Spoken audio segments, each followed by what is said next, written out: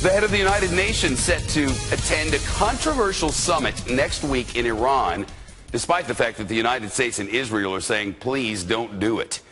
The UN Secretary General Ban Ki-moon says he plans to use the visit to address concerns including terrorism and Iran's disputed nuclear program. But analysts say it'll be a tough crowd. This is going to be a festival of hate, a glorification of anti-Semitism.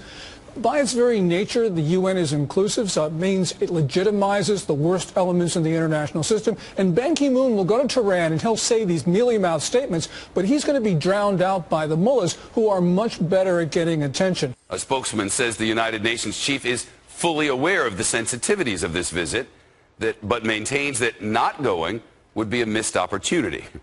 This comes amid growing tension between Israel and Iran and talk of a possible military conflict.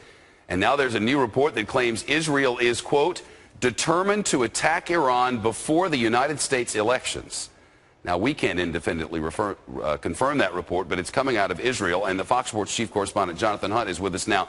Any way to tell whether this is a real threat or just a lot of rhetoric in the middle of a very difficult time? Well, there's two parts to this, Shep. First of all, yes, the threat to act is very real. We've heard it again and again from members of Prime Minister Netanyahu's government, and we heard it once again today from the Chief of Staff of the Israeli Defense Forces, the IDF, who said, quote, those who believe they can eradicate Israel and act on these beliefs will face the brunt of the IDF power. But whether there is a real plan and, even more significantly, a timetable to act is a very different question, one on which the State Department spokeswoman Victoria Nuland repeatedly refused to be drawn today. Listen.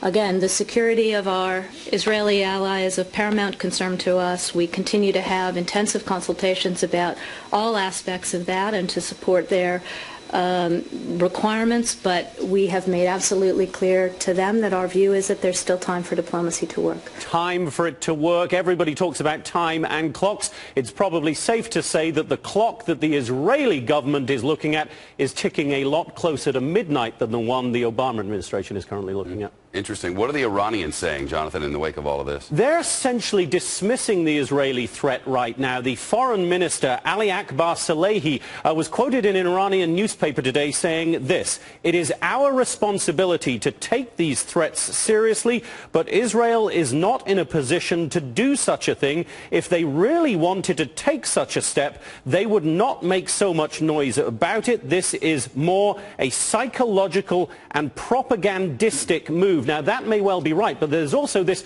political calculation the Israeli government may be making, the idea that if they were to strike before the U.S. presidential elections, the Obama administration would have little choice but to support them diplomatically and possibly militarily, simply because of the power of the Jewish lobby here, Shep.